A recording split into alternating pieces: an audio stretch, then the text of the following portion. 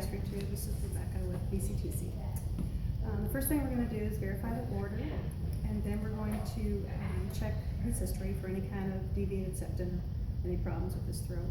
After we verify that he doesn't have any problems, we're going to go to his room with all our supplies. We're going to gather our supplies and bring them to the room, which we have in front of us here. We have our lubricating water gel, we have our normal saline, our syringes, and our glass of water, and our Nasogastric tube.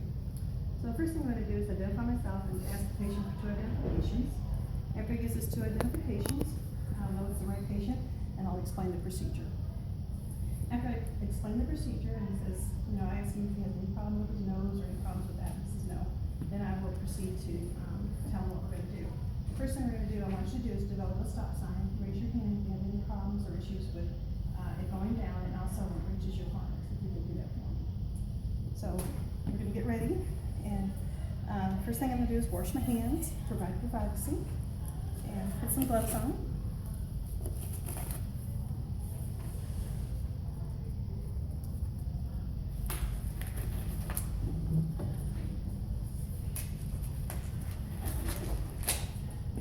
And the first thing we're going to do is just assess his abdomen, make sure that it's okay and not tender, and then we'll listen for bowel sounds. So make sure he does bowel sounds, and he does all 4 quadrants, so that's good.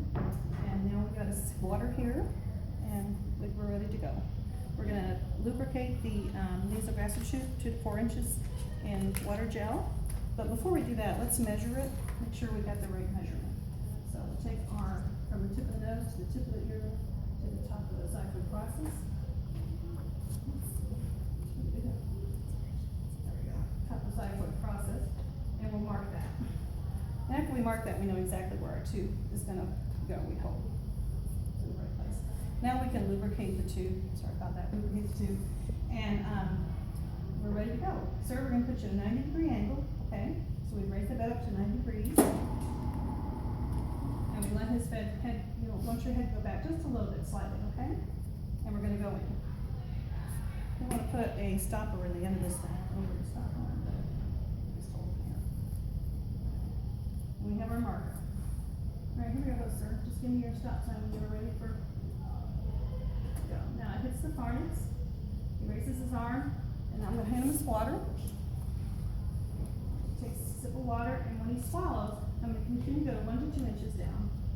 Swallow 1 to 2 inches. Swallow 1 to 2 inches. Then we're back to the mark. Good job. Now once he's to the mark, we're going to take a little tape and tape it there temporarily because we want to check residual. I don't know where the thing is, but it's not. And then we're going to check residual just a little bit, and we hope it's kind of green. That stop.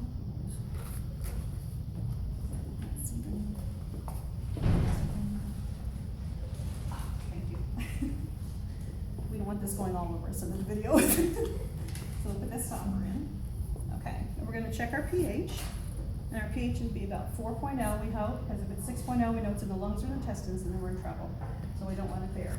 But to completely verify placement, we're going to take it to X-ray, and we're going to get X-ray. Once he's back from X-ray, then we can continue the procedure. Actually, we're done with the insertion. We want to make sure he's comfortable, maybe lower it to about 35, 40-degree angle. Make sure he's comfortable, check oral care, check for bowel sounds. He's good to go with insertion. And we want to document everything. We also want to measure the length of his tube for other nurses that come on to make sure that they have the right measurement. So when they go into the room, they know where it's supposed to be. Okay. So now we have an order to irrigate.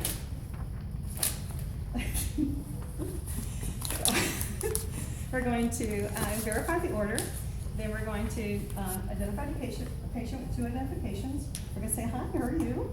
Got his identification. We're going to wash our hands. We're going to provide for privacy. We're going to don gloves.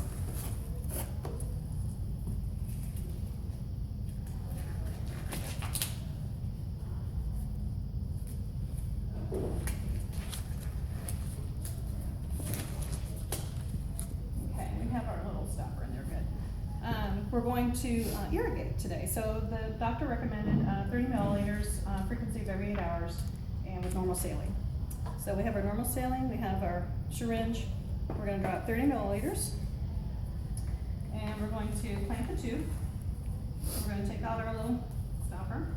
We're gonna place in 30 milliliters with it pointing down towards the ground slowly. And then we're going to pull back up. And we end up getting 40 back, so we will document that. We've got it unclamped, and then we're gonna clamp it. We're gonna put our little stopper in. We're gonna measure the intake and output. We're gonna document that. We're gonna make sure the patient's okay. We assess for bowel sounds, of course. And everything looks good. We've got document, and we're gonna insert a little bit of air into the air vent, just to be sure that this is not clogged as well. So we've got it clamped again. We're gonna take up 20. We're gonna put it in the air vent, and just 20 milliliters. Okay, and that went fine. That procedure went fine with a clean syringe. And then we're going to hook it back up to suction, which is over there, but we would hook it back up to suction, and 20 megs or whatever and assist the patient to comfortable position, turn on the suction, and remove our gloves, wash our hands, make sure the client is comfortable, and assess the abdomen. And I think that's it on that one. Now we're gonna do gavage and lavage. For gavage, we're actually feeding the patient. So we would come in, we would always check residual, always. You would always flush your tube a little bit. You would wash your hands, make sure it's 2 identifications, check your patient, apply gloves, put on gloves, and give him his tube feeding, and flush again, check his bowel sounds, make sure he's comfortable, and that's gavage, basically. With lavage, you're actually suctioning. You would make sure you would aspirate fluid first, always check your pH, always. Then you would instill a little bit of solution, then you would measure and assess return, and you'd hook them back up to suction, and we would document all that. Make sure to document. And connect the tubing to suction. And measure and assess, always measure and assess, measure. Now for our final, for our final part, we're going to remove a nasogastric tube, and we're going to verify the order, always. We're going to get 2 identifications of the patient. We're going to explain the procedure to the patient. We're going to wash our hands. We're going to provide privacy. We're going to put our gloves on. We're going to come in and tell the patient, we're going to put you about 30 or 45 degree angle. We're going to clamp the tube. I've got gloves on. Clamp the tube. We're going to put a towel drape the towel patient, and we're going to say take a deep breath. We're going to turn off suction if it's on suction. Take a deep breath. We've got it clamped. We're going to take it off of his nose. We're going to take it off, pinned off of his shirt. Everything's off, and then we're going to give it a smooth, just take a whole breath and deep it, and bring it to the trash. Check the patient. Do oral care. Assess for bowel sounds, and make sure he's okay. Mouth care. And we're going to document the procedure. Thank you. Your video. Thank you. I think it was just like